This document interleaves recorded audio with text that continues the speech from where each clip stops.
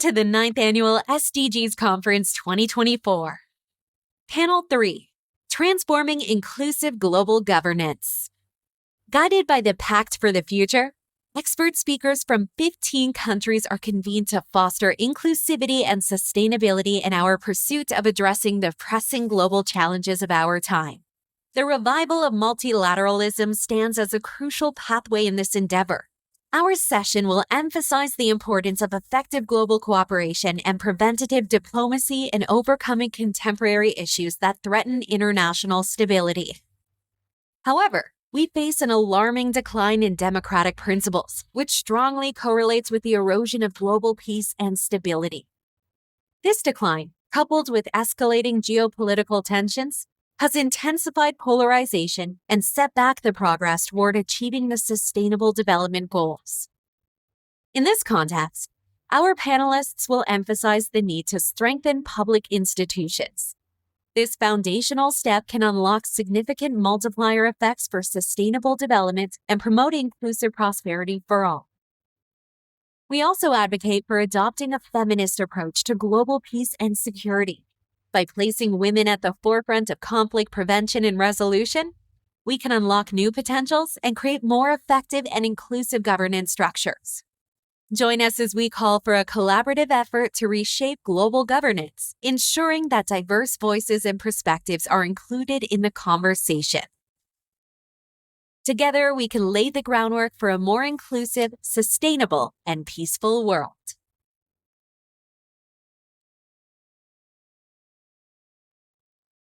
Before I start with the introduction of panel 3, I would also like to extend my special thanks to the leadership of the Nigerian government for their support of civil society work, as the former session was also accompanied by Her Excellency Bar Uju Kennedy Ohaneye, the Honorable Minister of Women Affairs. She was with us, and thank you so much, Her Excellency, for your presence with us today. So the last panel, our last session today is on transforming an inclusive global governance. Like the other two sessions, the diversity of our panelists in this round is as impressive as the former ones, and we will soon be hearing from experts based in different parts of the world. The Pact for the Future recognizes that our multilateral system is under unprecedented strain. The promising agenda commits to taking action to strengthen and navigate the channels of diplomacy and deepen international cooperation. Now we will turn to experts in global governance to unfold this visionary roadmap, and the session will be led by Luciana, Micha, an accomplished professional with a distinguished career in political science, public management, and education. With 24 years of teaching experience, Ms. Micha serves as the director of the Center for International Policy Studies at the University of Buenos Aires and is completing her PhD studies in political science with a focus on human rights and leadership. Floor is yours.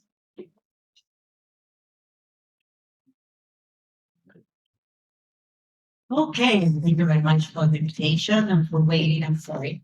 Very sorry. Okay, esteemed colleagues, thank you for the invitation of being here. Argentina is so far away. And I'm delighted to have all my colleagues here waiting. We will have a dialogue. We have only 7 minutes for each other. Is that okay? 5 minutes? 6 minutes? Okay. And then we have some questions on global governance, some questions about finance. Just yesterday and today, we were talking about all positive things. But the last table was in charge of putting us the zoom in some challenges that we have to notice. Challenges in what can we do as civil society? What can we do as journalists? What can we do as academics to build this new and react and form this new pact in a reality? Not only governments are in this pact, civil society is also in this pact. So we are part of this pact. So let me introduce our first speaker is going to be Ms. Firmesk Rahim. She's a Fulbright scholar. She's from Iraq, Kurdistan. Firmesk Rahim is currently a Fulbright scholar pursuing a master's degree in global governance and human security at the University of Massachusetts, Boston. She's from the Kurdistan region of Iraq and holds a master's degree in English literature for the University of Southern. She's going to speak about the role of civil society organizing and fostering inclusive global governance. Is that okay? Okay. Good afternoon, and guests. My name is Firmesk Rahim. I'm a Fulbright scholar. I graduated student of global governance and human security at University of Massachusetts, Boston. So today our topic is global governance, and I am graduate with students in the same field. So sometimes when the people ask me what's global governance in academic literature, we stop for a few seconds and thinking about what's really global governance, what's happening in the world. As we have a scholar like James Rodano, he says governance without government. So sometimes when we say to the people, governance without government, they may think how governance is happening without government. So I faced like these questions many times in my life, because usually global governance is very new for the people. They don't understand how this governance is getting beyond IR and traditional international relations. So it's a great honor to be here today to discuss a topic of immense significance in our world, the role of civil society in global governance. This role is invented by each of you, and the invaluable contributions your organizations make across various aspects of human life.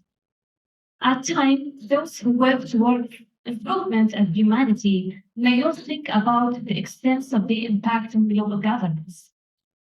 Let us imagine a world without the broad networks of civil society, without the voices of diverse perspectives advocating for the people in our communities. So no matter how much we discuss the role of civil society, its true significance is really difficult to capture in words. That's what I think. So when I speak of your organizations, I recognize that civil society is not limited to formal institutions only. So the academic definition of civil society is ever evolving, especially in our technological age, where movements and informal groups can play a powerful role in driving positive global change. So in a world that is increasingly interconnected, where we can move across borders with ease, challenges also transcend national boundaries. So the power of state alone is not sufficient to address these issues. We need the active participation of diverse groups to support governments with fresh, innovative solutions and to amplify voices that can improve human condition. So this role of civil society goes beyond simply driving improvement. It involves actively shaping policies, supplying crucial information to governments, monitoring their actions, holding them accountable, and ensuring the governance become more inclusive. So civil society is often at the forefront of pushing for reforms within global governance institutions. Whether it is advocating for more inclusive decision-making processes, greater transparency, or reform to international bodies like United Nations or World Bank, civil society helps shape the evolution of global governance system. For example, many civil society organizations are calling for reforms, for example, in the UN Security Council, to make it more democratic and representative to the contemporary global order. So by global governance, when we say inclusive global governance, we need how to make spaces for non-state actors and other voices, especially the marginalized groups, to participate in governing the issues that goes beyond the power of states. So I want to talk about some roles of the civil society in global governance. Of course, civil society, they have many roles, for example, in humanitarian aspects. But what I focus here now is only in how they contribute for governance. First, for example, policy shaping and expertise. Civil society contributes significantly to policy formulation by providing expert knowledge, research, and innovative solutions to global challenges. Many civil societies possess specialized expertise in areas such as, for example, environmental protection, global health, human rights, and conflict resolution. So they often help draft international agreements, influence policy design, and offer technical input during international negotiations. For instance, civil society played a key role in shaping global health responses to the pandemic that just happened a few years ago, the COVID-19. Like, for example, providing valuable data, advocating for equitable access to the vaccines around the world.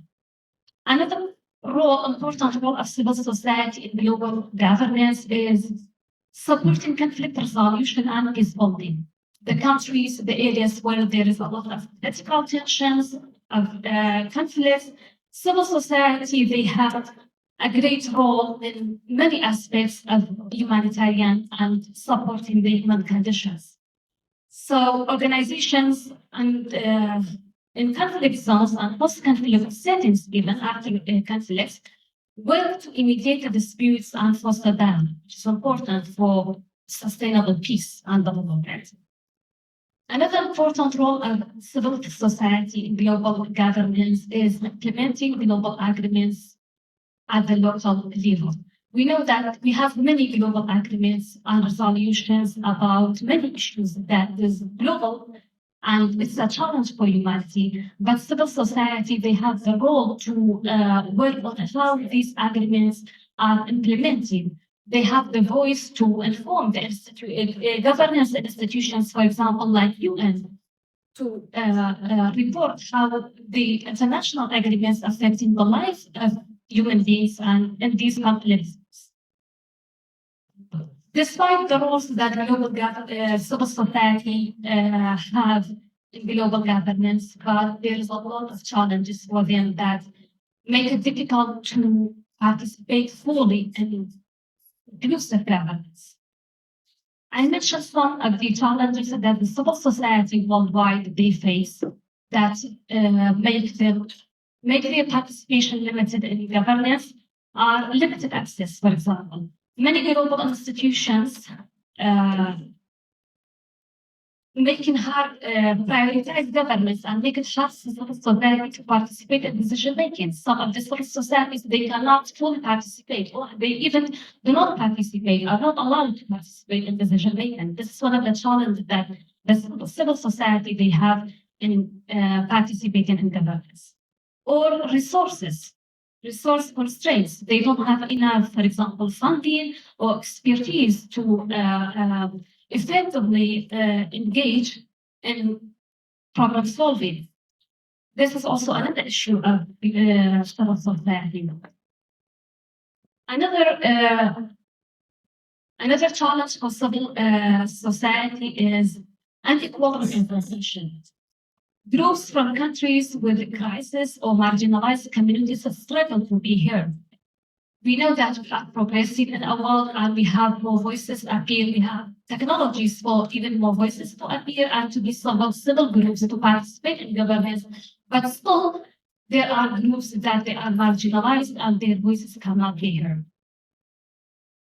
Another important point or challenge for civil society is disunity, which civil society is very diverse, and these organizations struggle to coordinate their efforts. So this unity has consequences, like, for example, we can influence. When the civil societies are not united, they have so weak influence on the public and even on the governments or even on the governments and institutions, for example, like UN.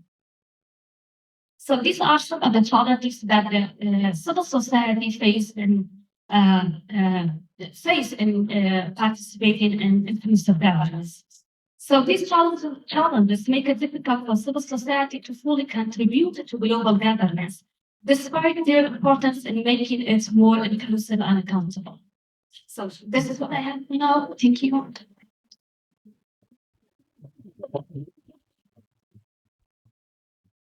Thank you very much for that insight of the importance of the civil society in global governance and the role of it and the role of everyone here sit down.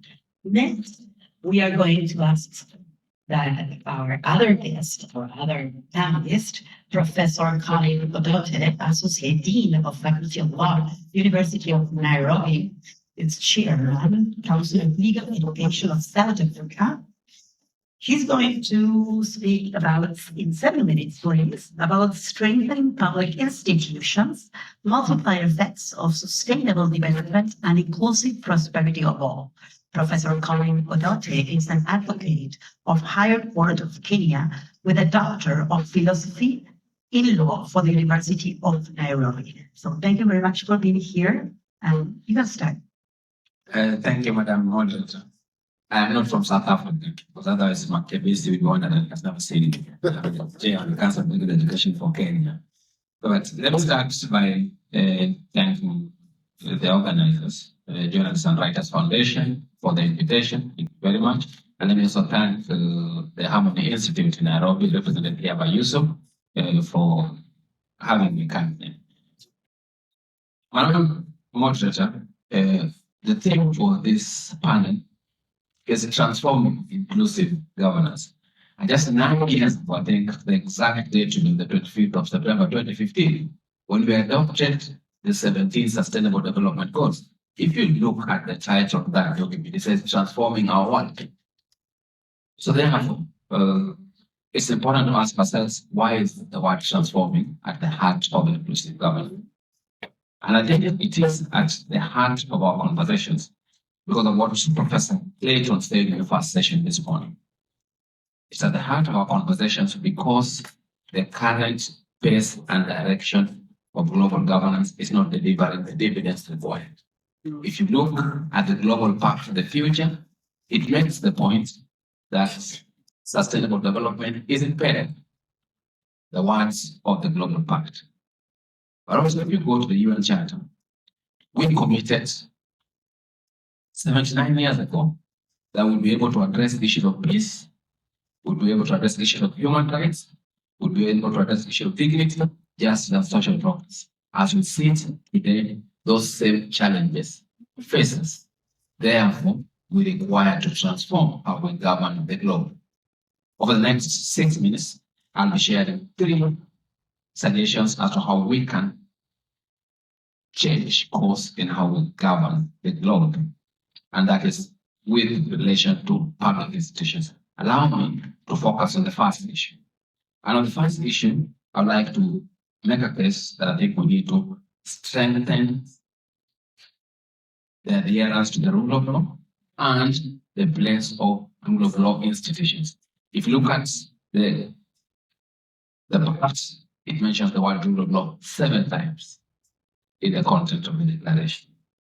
Goal 16 of the SDGs that we have on the left also underscore that rule of law is central to the realization of SDGs, whether it's about addressing the concerns that journalists have, as we had in the morning, whether it's about addressing the constituting space of civil society, whether it's about ensuring that all religions have space and all citizens have space. It's important that we deal with rule of law issues. However, the reality across the globe is that the principle and quality of institutions that guarantee rule of law are in place. It is therefore important that we need to ask ourselves, what can we do to ensure, especially judiciaries, are critical to the space. I think on the first day, the keynote speaker who spoke on the first night said they had to make a choice between the media and the state. They choose the media. I want to add on to that conversation that if you must make a choice between the three arms of government, I think the most critical arm of government in terms of the rule of law is the judiciary, because the one that focuses on the rights of the minority, the rights of the weak, the rights of the downtrodden. Therefore, strengthening judiciaries must form a core component of the work that we do, because it is the judiciaries that will ensure that there's checks and balances, and it is through them that we'll be able to avoid leaving all but those in power behind. Because if we do not have a strong judiciary, it is only those in power that will continue going ahead, and the rest of us will continue remaining behind. So, my first point that we need to strengthen judiciaries and adherence to the rule of law as part of our process of ensuring that we transform global governance. The second point I would like to make is from the sentiments of two panelists this morning. It speaks from the keynote address by Dr. Hajar Sani from Nigeria, UNESCO, and it speaks from the sentiments by the young gentleman, Anil Wasif, this morning. Both of them made two related points. One is the place of education, and two, the place of young people. And I'd like to suggest that we need to look at education as a tool for empowering youth and engaging them in public institutions at the national level. Madam Moderator, this ending General Assembly, the 79th, has been celebrated for spotlighting youth in global governance. But I think we need to move beyond celebration to integration. To integration, we need to integrate young people in global governance, not just celebrate them. And that requires us to give, it's only through them that we give true meaning to a word that was first used in 1992 at the Rio Declaration in Brazil, the word of intergenerational equity. We need to ensure that young people are given agency, young people are involved. From my country, Kenya, in June this year, we had a demonstration by Generation Z, a demonstration that shows that the conversation we had about the youth march must stop being a conversation, we must act on it. And to act on it, I would like to suggest that we do two or three things. The first is we must invest in public education institutions critically, so that we worry about real delivery of SDG 4, the quality of education, we worry about the content of education and the cost of education. Number two, we need to borrow from the suggestion by Anil. We need to ensure that there's linkages between educational institutions and industry, but also global governance institutions, so that young people can be able to be engaged in global governance institutions at a young age, so that the gentleman that I met from Bosnia yesterday, who is here, can be able to experience what it means to work at UNEP in Nairobi. The gentleman from the ladies from Nairobi can be able to know what it means to work at the UN headquarters there, so that we can have a new set of global citizens who can be able to reimagine global governance from their own vantage points. That's the only way that we can be able to strengthen global governance. That's my second point. My last point is sustainable development is about three things. It's about the economy, it's about society, and it's about environment. I think a lot of the conflicts that we face is about how we relate to the environment. And I would like to make a case that we need to finance environmental protection institutions much more. If you read UNEP's 2021 report, Making Peace with Nature, it makes the point that our relationship with nature is one of extraction. We see nature as an object, and as a consequence, we continue to have conflicts over it. I think we need to change that relationship. We need to see nature as one that we must relate with, as one that also has rights. But also, we need to put much more efforts in funding funding public interest institutions that deal with the environment, working about capacity building for them, because as the UN Secretary General said, in the last conference of parties that took place in Africa, the one in 2022. We are in a fight of our lives and we're losing.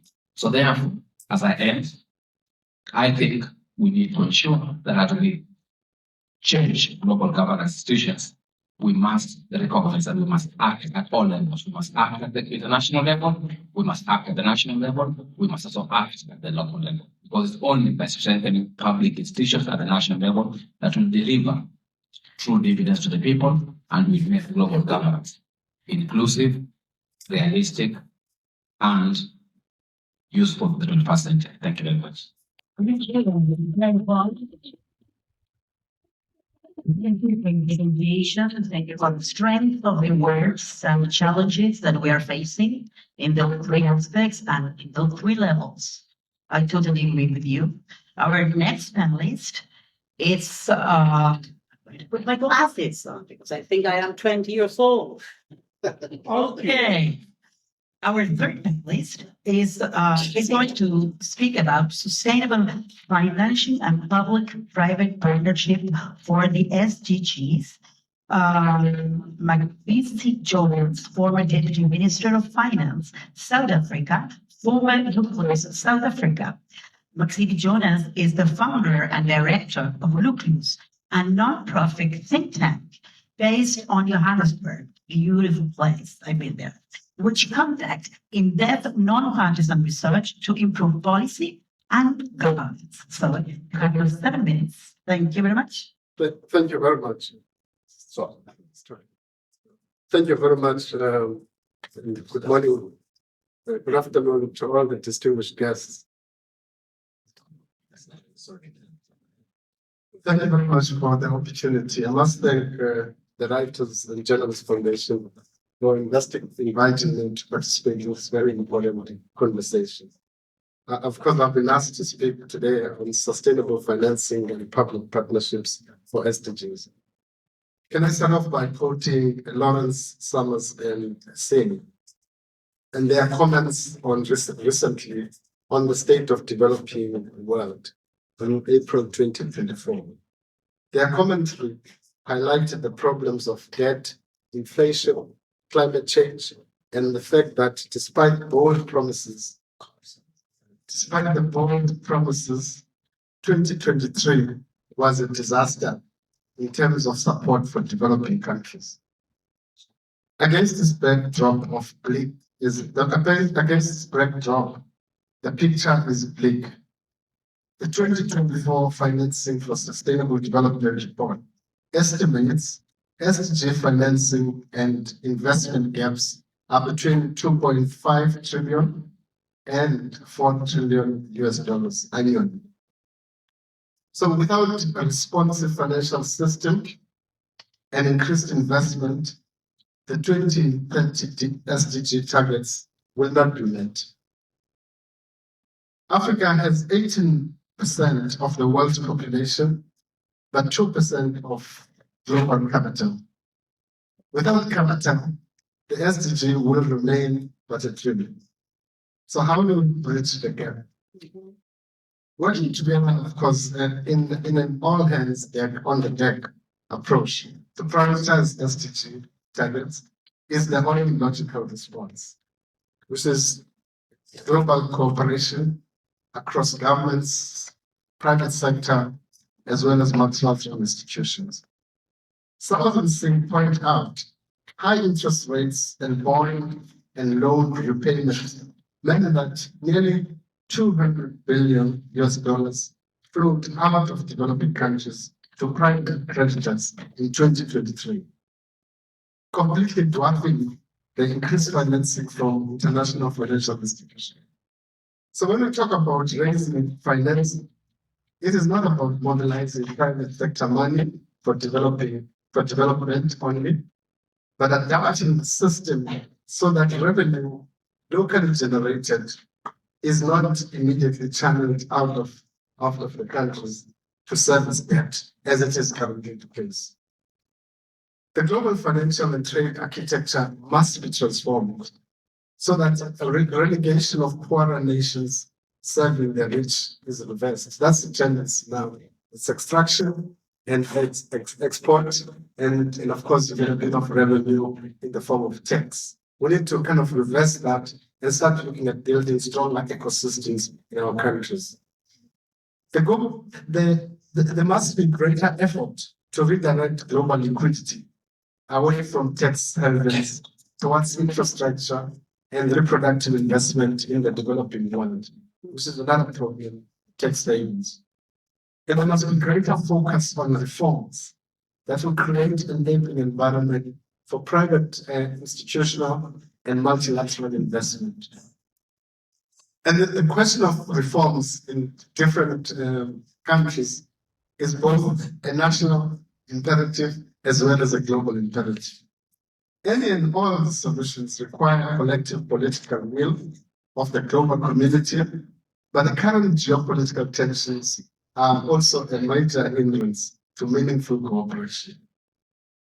And we cannot talk about financing globally without actually factoring the current geopolitical dynamic. And it is the developing world, especially the countries in Africa, that bear the brunt of this. The multilateral bodies are helplessly sidelined whilst 3 brutal wars are being fought seemingly without an end in sight. In Palestine, Ukraine, and Sudan. So the fundamental, I think, 2 points before I shut up. The first is that there has to be transformation of the global financial and trade architecture in order to benefit the poor countries. In that process, obviously, it's not just governments, but also civil society has a very critical role to play. The second part of the conversation is that in order to facilitate PPPs or public-private partnerships, as we talk about, you do need a strong state.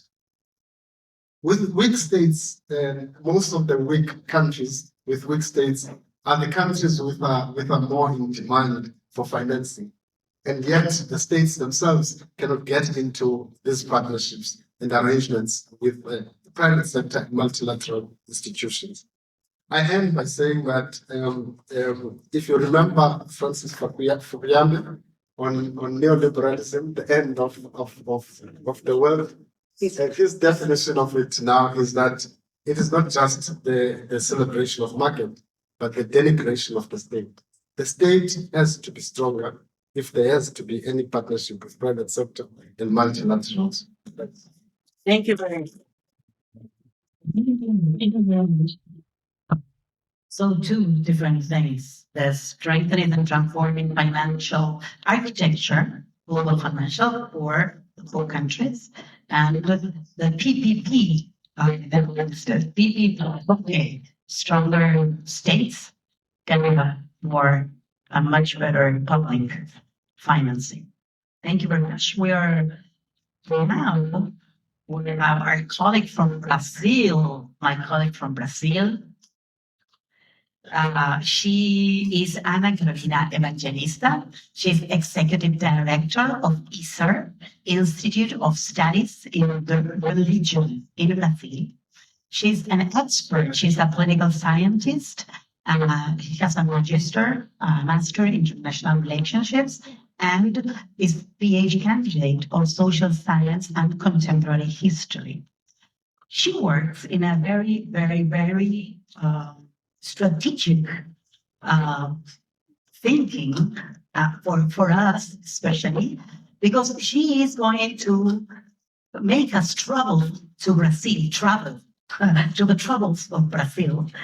And she's going to speak about the decline of democracy principles and the erosion of global peace and sustainability and stability, especially with the case of Brazil. So I would like to present to you my colleague from Brazil, Ana Carolina Evangelista. You have your 7 minutes. So good afternoon. Thanks for the invitation. Thanks, Luciana.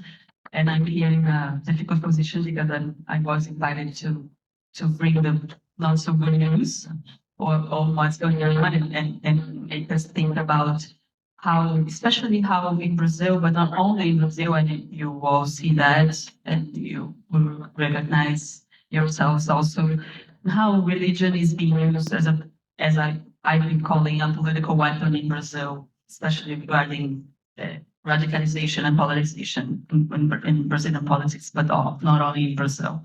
So, and I come from an institute that is created, it's a research and human rights organization created in the pillars of, by the pillars of the importance of faith-based communities and religion for the social life in Brazil. Here I'm stressing the challenges we are facing regarding politics, but we have a broader work on the diversity of the religious groups in Brazil.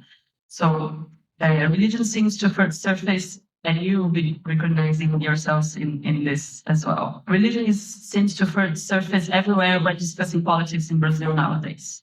Whether in election coverage or what's happening in the National Congress, it's impossible to go a day without hearing, especially about Christian voting intentions, or a politician justifying his vote, or a new legislative proposal based on religious references.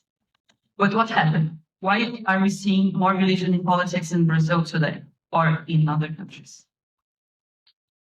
At the same time, in terms of whether the influence of religion in public life and political life is a good or a negative thing, Brazilian society is divided today.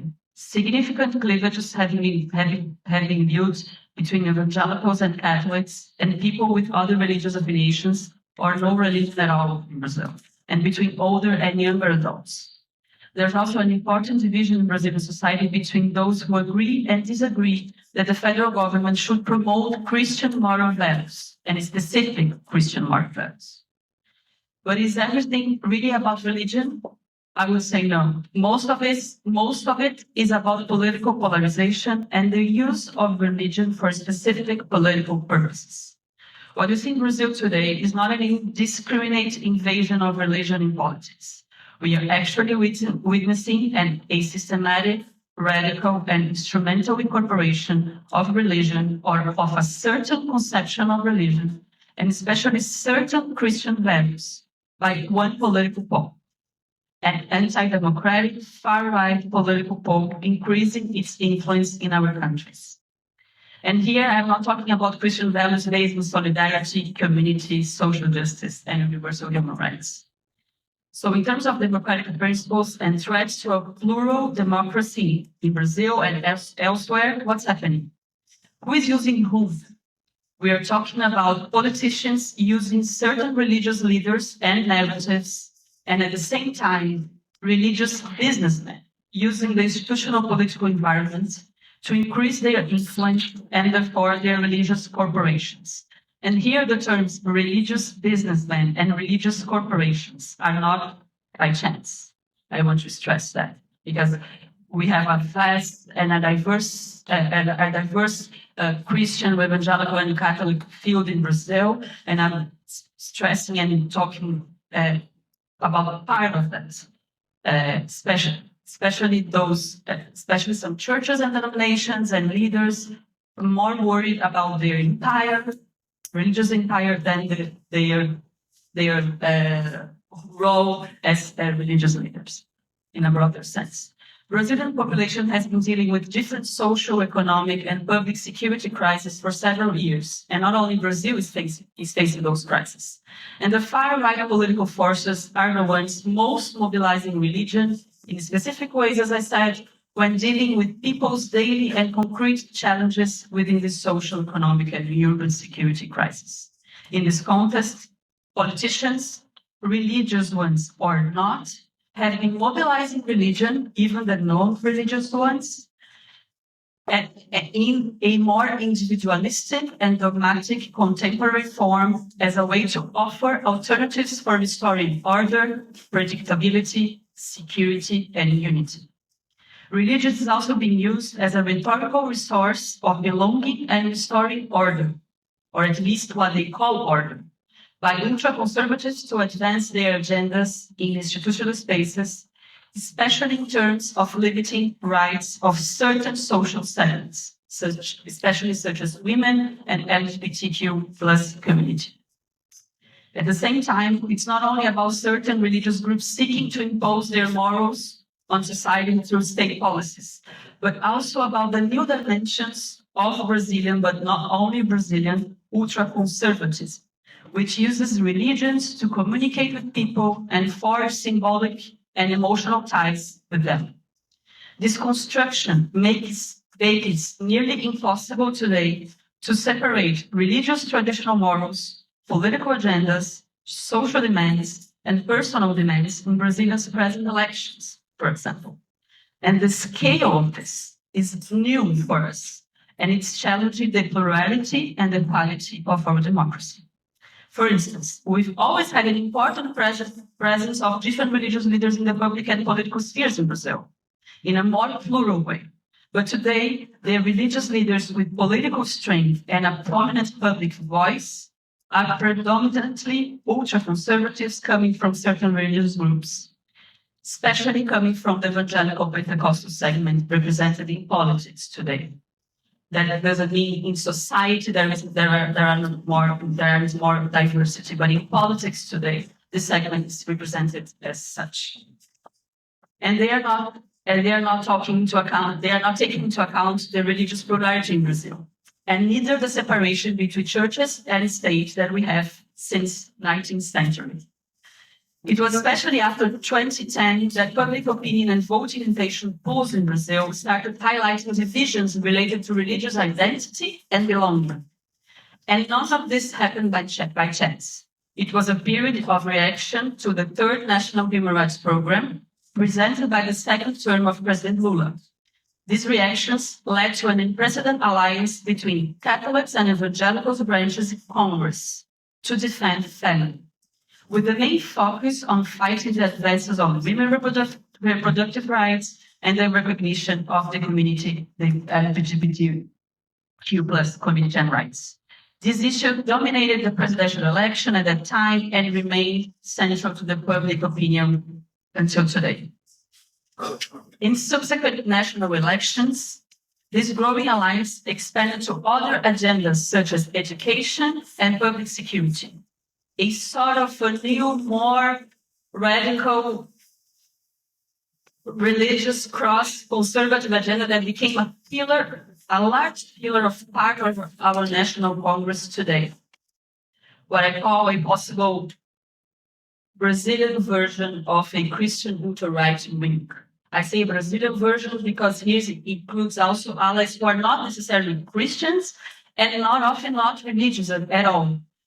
But it has been an important vector of an anti-democratic political radicalization today, more intolerant and with the intention to impose specific morals and rules of behavior to the entire of the society. Just like in the US, more than a problem of polarization, we are facing a providential and dangerous fundamentalist use of religion as a sort of political weapon. So to summarize my bad news, I'm sorry, we don't fully apprehend all the layers behind a far right that has expanded its social base and also occupies the public space to vocalize its demands and worldviews in our society today. And here I'm not talking only about Brazil, as you all know, but understanding the role of religious groups in contemporary institutional politics, again, not only in Brazil, and how this is being played by anti-democratic and fundamentalist political groups has become essential. And it's just the tip of the iceberg in order to better understand the ways in order to protect a plural democracy in our countries. I'm sorry. Thank you very much. No, it's great. Thank you. And you it's the meeting, so very nice. Thank you very much. Our last but not least panelist. Sorry, I'm going to pronounce your name. I'm from Argentina, so I will try. Okay. Bokhari. That's right. Yeah, okay. Senior Director, Eurasian Security and Prosperity of Reliance Institute, United States, DC. Okay. Dr. Kamran Bokhari is the Senior Director of Eurasian Security and Prosperity Portfolio at the New Lines Institute. He served as the Director of Analytical Development Department from 2019 to 2023. He's also a national security and foreign policy specialist at the University of Ottawa Professional Development Institute. So he's going to address to all of us on escalating geopolitical conflicts, intensifying polarization, and reversing progress of the SDGs. Thank you very much. You have 7 minutes. And I'm going to give you, as you know, like all of them. Thank you, Luciana. Good, perfect. Okay, and I'm going to, I want to thank the Journalists and Writers Foundation for organizing this. I want to thank everybody. Yeah, he's coming here when I host him because of the microphone. Hey. Can you guys hear me? Yes. All right, great. Okay, hold it like this. So I want to thank the Journalists and Writers Foundation for organizing this. I want to thank everybody who's here to attend. I want to thank my panelists who raised very interesting and thought-provoking comments. I'm going to follow the tradition of Anna. I'm going to be the bearer of bad news. But I want to sort of see, we talk about sustainable development goals, and we need to do this in a certain context. The context is the context of reality. We want to be able to achieve our aspirational goals, but the way to achieve those aspirational goals. Okay. It's Very close. looks like we're gonna kiss the microphone, but they're not. So, trust me. Trying to avoid that. Yeah, trust me. Okay, so what I'm trying to say here is that we have identified as the international community sustainable development goals. We need to achieve them, but how do we achieve them? How do we get to from where we are where we want to be? And that requires a geopolitical roadmap. We need to understand the world as it is today. It is difficult to understand the world as it is today because of a species level problem, and that is called information overload. Everyone on this planet is suffering from information overload. I won't speak for anybody else in this room, but I still remember the days when there were fewer sources of information. I remember the daily newspaper, and they were quite, you had a choice between which paper you read. You had the evening news, the morning news. You had, something like Time magazine maybe to read, or some competitor like Newsweek, and that was like weekly, and that was it. If you wanted more information, you had to, glance through encyclopedias, go to libraries. Barnes and Noble was not a thing just yet back then, and I'm only talking 35 years ago. And so the world was simple, and there were fewer sources of information. With the advent of the internet, followed by social media and now AI, in real time, you're having an explosion of information. The amount of information available is at levels that the human brain was not designed to process. So, and while that is one trend, there's another trend that is happening, which is the decline in analytical abilities. The ability to clearly analyze what is happening. And there's a conflation between when we talk, you'll notice even the best talking heads that come on TV or we're anywhere else, you will see them conflating what is happening with what ought to happen and back and forth.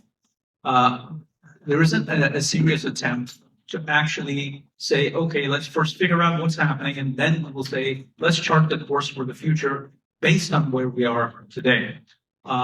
Add to that the problem of everything is become politicized, partisan politics, just the United States, it's everywhere in the world.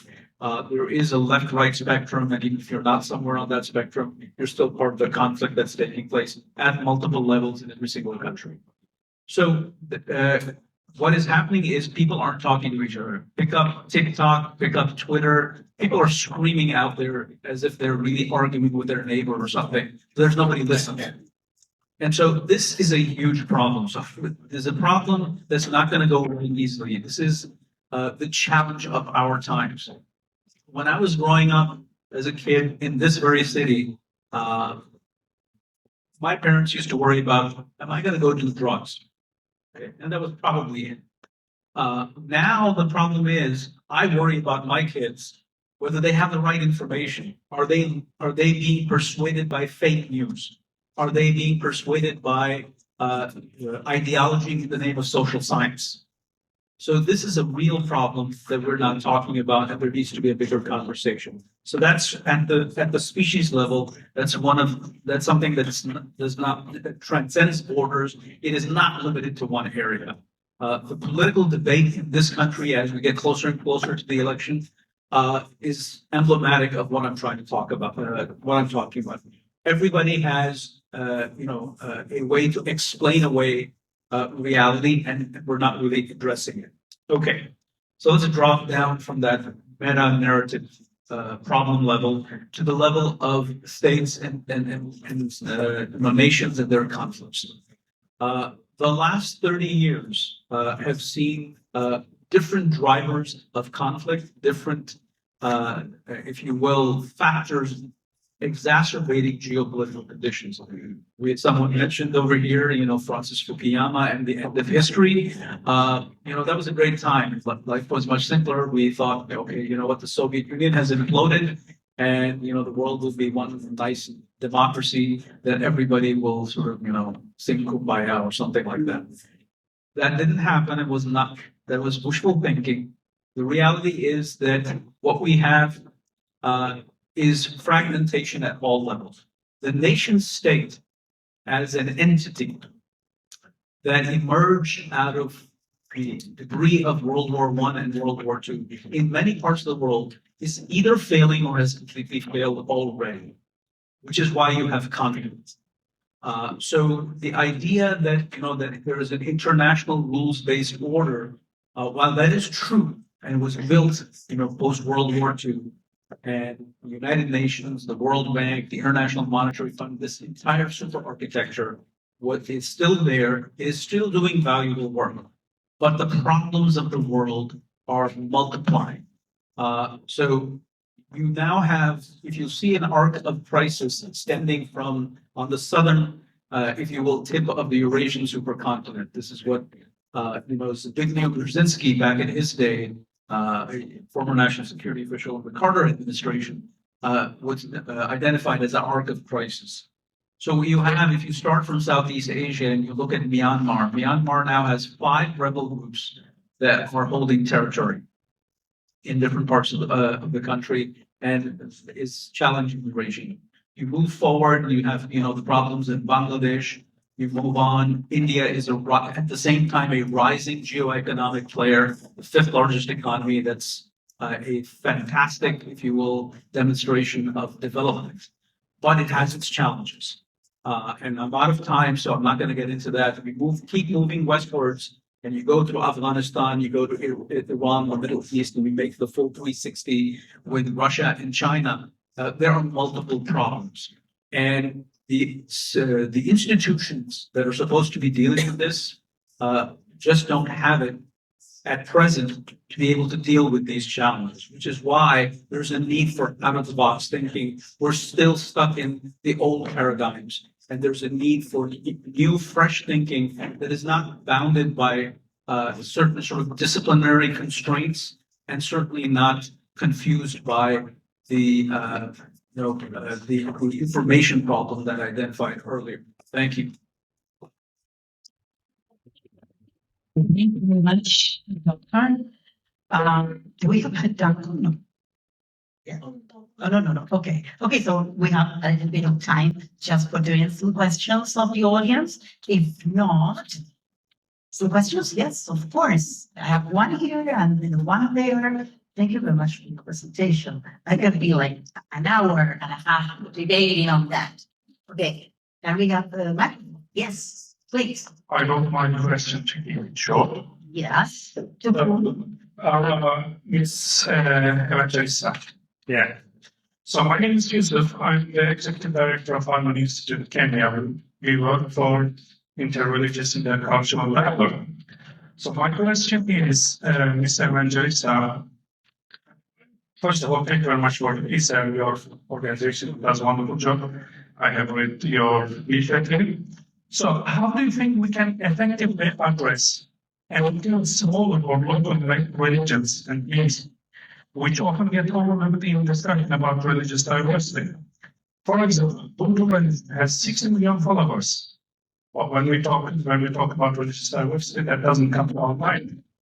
So what strategies can we employ to ensure their voices are heard and respected, particularly in regions with dominant faith and religion in global forums? Thank you. Thank you very much for your question. Well, what we see also in Brazil and in other parts is respecting and really looking at the grassroots work that all the different religious groups are doing in the territories in connection with people.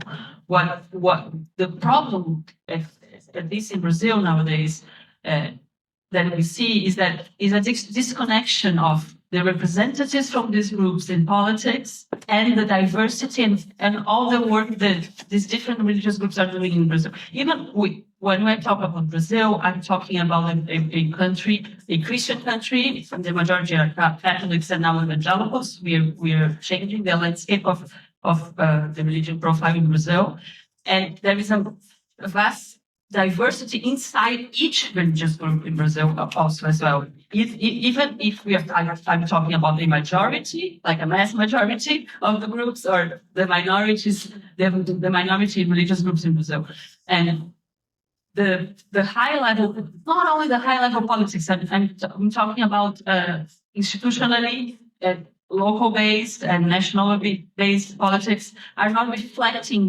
what concretely the institutions, even religious groups that are institutionalized and represented by churches and different other institutional organizations on the ground, they're not reflecting the real work on social justice and human rights that we are doing. And of course, we have to, in a country that, as Brazil, the state of the constitution of Brazil recognize the plurality.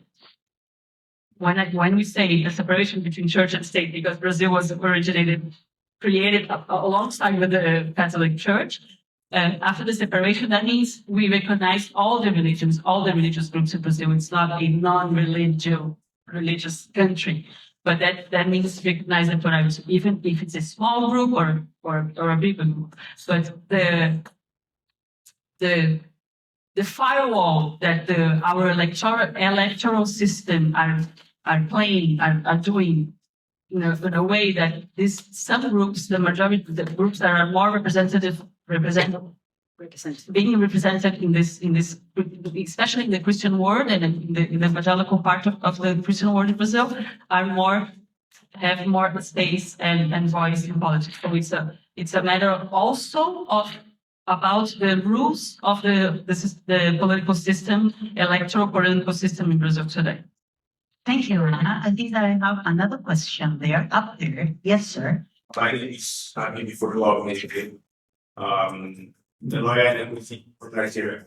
And my question is to Professor Bokhari. So thank you very much for your speech. Thank you very much. But during your presentation, on the first point, you mentioned strengthening the rule of law, and that mentioned strengthening the.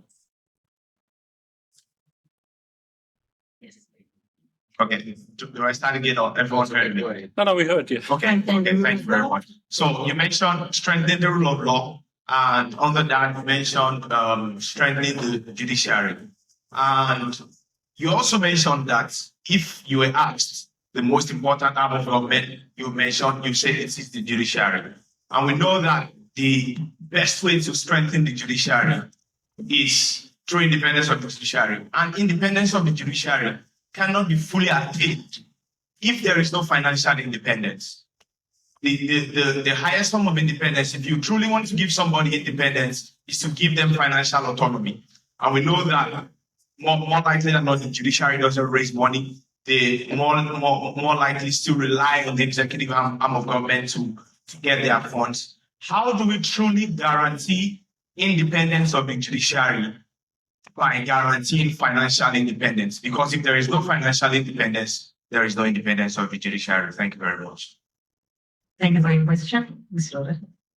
Thank you very much, the colleague from Nigeria. I think just last week I was looking at some study on sub-Saharan Africa about how to enhance financial independence. And there's a percentage of the GDP that is supposed to be given to the judiciary. But if you look at a lot of the countries, the executive gets the highest, followed by the legislature, and then thereafter the judiciary gets very many things. One of the things that we've done in Kenya is when we adopted a new constitution in 2010, we actually fixed a judiciary fund, which is constitutional based. Therefore, the monies that they get every year is independent from the monies that is in terms of management. It's a charge on the consolidated fund, so that it's a constitutional basis of doing so that you don't have to worry from politicians giving you day to day. I think that's one of the ways for dealing with financial independence. But secondly, and I was having this conversation with Yusuf, I think we need to recognize that independence must go beyond money. It is okay to provide financial independence, but we must be able to go just beyond the monies that the people get. We must also worry about the working conditions. We must worry about the quality of people that we put in there, and we must worry about the checks and balances that we put those institutions. Thank you very much. Thank you. Thank you, Professor. Thank you. Yeah, another question. Sorry. Can we give her? Oh, sorry, and Mcebisi reminds me of another point that also we must worry about the process by which the people who go to those institutions are appointed. So they are not appointed. Yeah, of course. That they're not just appointed by the executive. Your process is independent and the public participated. Thank you very much. Very much institutional security. Yes. Thank you very much for this session, and it just provokes my thoughts because I ties down to the presentation that we had in panel 1. Yeah. Prof, you've spoken very well about the role of judiciary. And we know it's easy to make laws, but it's the most difficult thing to legislate for attitudes and manners, really. You can't change them. Yet one of the critical challenges that global governance faces is cultural attitudes, which largely affect women, who are a critical component of the society. How do you think we can go about managing cultural attitudes to make sure that global governance is not challenged? Yes. Are you asking what's my opinion or what is his opinion? On what? Both? Whatever. I will start and you. Okay, you can start. Whatever, if you want to start. I think let me start. Yeah, of course. Thank you for your question. There's a limit to law, whether it's at the national level and the global level. I think that's the point that the colleague who spoke last spoke about. So we must recognize that we must move beyond law to practices. And conferences like this, conversations, in terms of things that people see, in terms of our education systems, in terms of engagement that we have, is for me a practical way of ensuring we're changing attitudes on a day-to-day basis and dealing with cultures. So we're learning from each other, we are practicing what we believe. But I was to do half, you do the other half. Oh, thank you. I usually do, in my classes, I usually talk about levels of analysis, levels of global, regional, national, local, one of the things that you were saying. And I agree with you. Judiciary, it's one of the things that is questioned nowadays because the International Criminal Court has no universal jurisdiction. So there is a gap in here on that the strengthening law is not only strengthening law in local governments and in national level of governance, but global governance.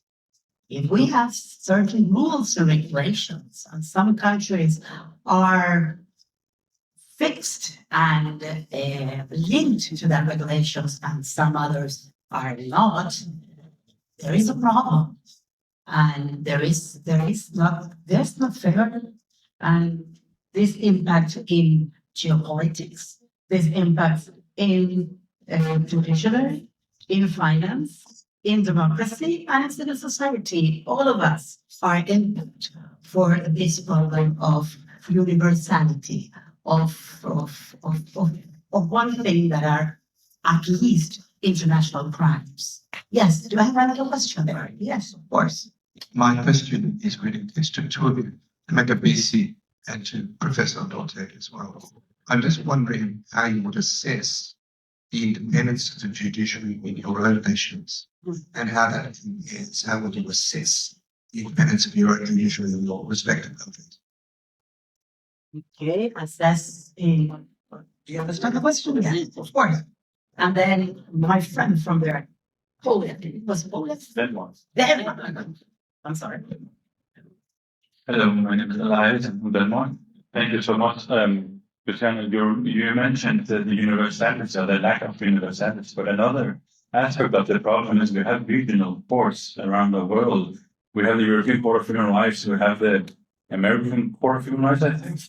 Right? That's what it's called. I don't know because of the European background, but one thing is, even when there is the jurisdiction, when states agree upon certain rules, we still see that when international courts come up with a decision, some states, they don't follow them. So they're part of a system, but they don't follow the system. They don't play by the rules. And when talking about transforming an inclusive global governance, I was wondering if, I think it's a good question for all of you actually in general, what could we do from civil society side to transform the governments to be more including regarding the judgment of the international courts and so on? Thank you. Okay, so I will grab this question and the other question, well, there were two very good questions.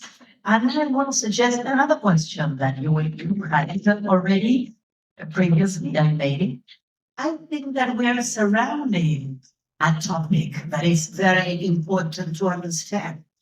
That there are two principles, the principle of sovereignty and the principle of global governance. So we have a desire, global governance. We have a principle, sovereignty.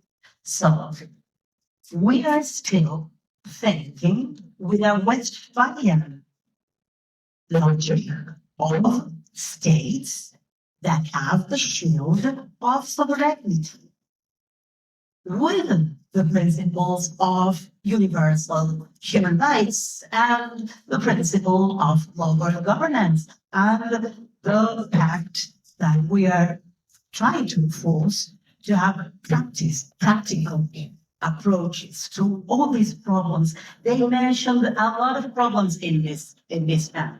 They mentioned how do civil society must be active. How can we strengthen rule of law? How can we strengthen education and public security? How can economy and environmental be achieved? Global equity transforming actual finance architecture, political organization, and the use of religious narrative by politicians, intolerance, and non-democratic government. You know already a lot of them. We were speaking about them all along. The use of religion narrative as a political weapon.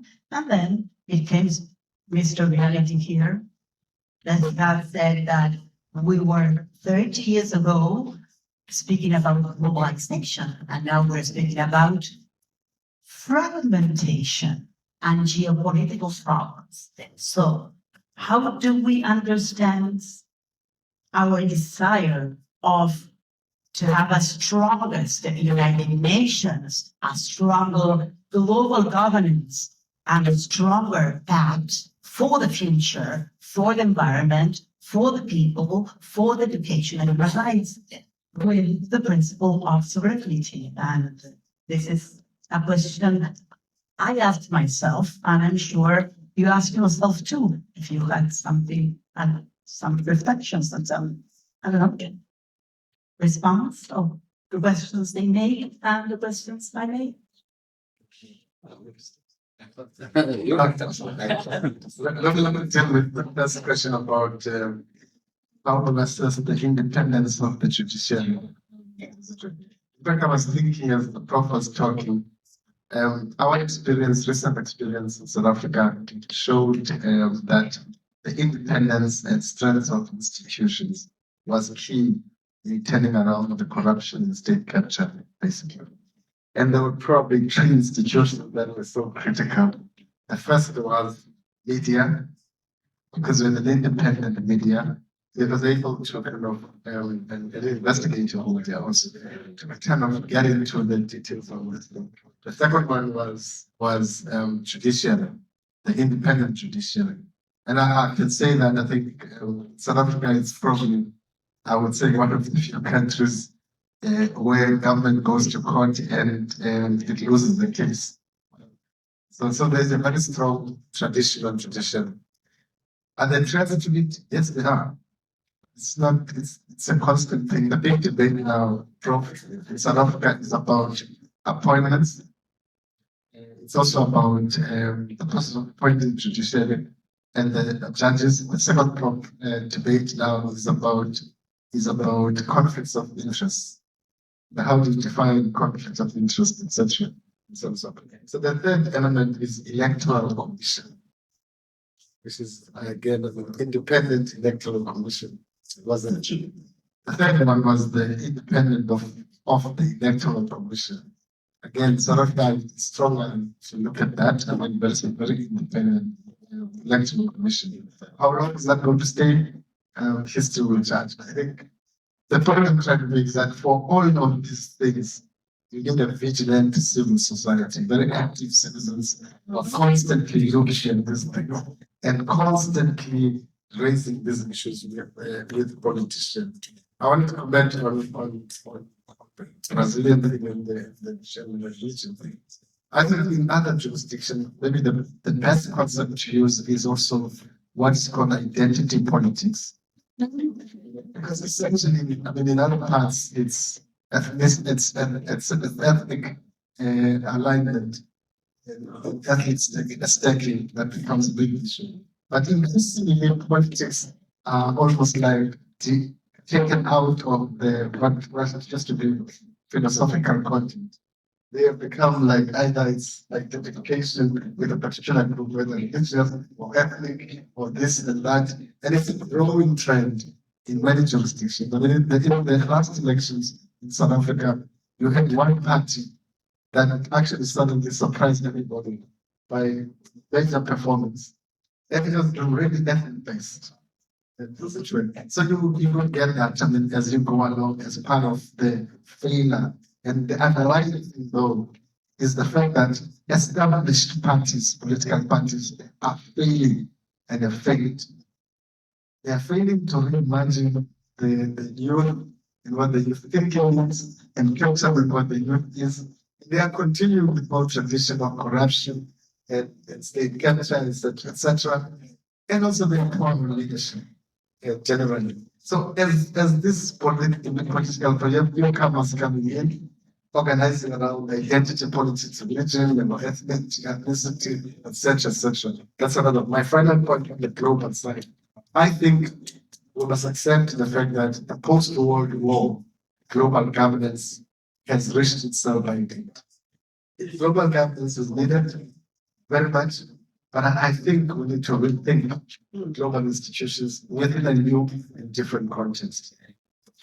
Thank you. Thank you for that. Let me respond to two questions. I think the third one to you, the one for the moderator. I think when it comes to the independence of the judiciary in Kenya, the Kenyan judiciary borrowed a lot from South Africa.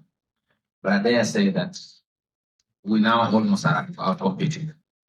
In 2017, the Supreme Court of Kenya nullified the presidential election. The first country in Africa to do so, but I think the fourth in the world. If that's not independence, I don't know what it is. 2 weeks ago, the High Court jailed the Inspector General of Police, the head of police in the country, for 6 months. For doing what? For disobeying orders. And every other month, the president complains about the judiciary because one government project or the other has been shut down by the judiciary. Just when you were here, 2 projects were shut down by the courts for violating the constitution. So I think in Kenya today, the greatest defender of the rule of law is the judiciary. They have threats, but they have the greatest defender. Let me answer the last question. Yes, I think so. Is that answer your? And I think the challenge is not just about regional courts or international courts, it's also national courts. Because a lot of times it is one thing to get a judgment, it's quite another for it to be enforced. Because governments invariably disregard court orders. I think what should happen is citizens groups, and civil society must do several things. They must follow court processes, they must amplify those decisions, and they must hold government accountable to enforcement. And when they don't, they must continuously profile and make it more difficult to violate. Because they say that the only way to ensure that democracy survives is continuous vigilance. Great, Professor. And we're going to make the last question, but it's about that. It's not only about strengthening civilians, it's about also understanding that media can be and should be very important for that. So our last question is for Professor Kamran. It says, the media is responsible for painting a positive picture of influential people. Who should be called out? What difference would it make if mainstream media would speak with one voice? Thank you, Luciana. Look, the answer to this question goes back to my point, which is that the media is being challenged itself. So social media has replaced traditional media. Traditional media is trying to compete. It does have its core, audience, and that's not going away. There are people who will always watch CNN or Fox or whatever is their favorite channel. But the point is, there's far more activity and conversation in social media, to the point that these traditional media organizations are struggling to compete in that space. So I wouldn't really worry about the mainstream media. What I'm worried about is not adding more, if you will, content out there, but raising the ability of citizens to be aware, to have the skill set and the tradecraft to analyze the information that's coming, so that they can point out the flaws in what is being reported. Because what we do is we take reports and we run with it. We don't bother to sort of say, okay, is this even true? There are assumptions made for those who we deem trustworthy. And of course, we go after those who we don't like. And so there needs to be some method to the madness. Thank you. Thank you. Thank you for all of you. Thank you for everyone. We have a saying in Argentina that we have one mouth and 2 ears. So we have to listen twice. That was spoke. So I did my lesson. And for all these days that we were together, I've always heard the same words all together. First one, we are honored and happy and very, very happy to be here. We are all high sensitivity humans, highlights of humanity. We are honest in our belief and our faith. We gather harmony and diversity. We also optimistic. We have the opportunity. We have open-minded. We are problem solvers, protecting environment. Thank you very much for that last presentation of environment. I love it. The civilian environment. Participating with passion, patience, respect of our principles, pursuing development, prioritizing power of youth and women. I've heard that a lot of times. Planning actions, real actions. It's not about the discourse. There are actions, like, for example, chess that we love. Participating on this path as peace builder networks. Practical values of religions. Practical values of religion to achieve those goals. We are enthusiastic, experienced, and engaged, empathetic people with energy to show empirical examples for change, embracing the relief for those that are needy. We've seen it yesterday with a lot of examples, efforts in ending poverty and empowering women, and with eco values for defense programs for the ecological civilization. And I will grab that. And we all have hope in what we are doing. I know that this panel was hard. We spoke about so many problems, but we still have. But we have all of us, and we have our hope and our faith, and our words and our ears, and we have time and hope to at least make a little thing that will help the future. So thank you very much. Let's give all of them a very good applause.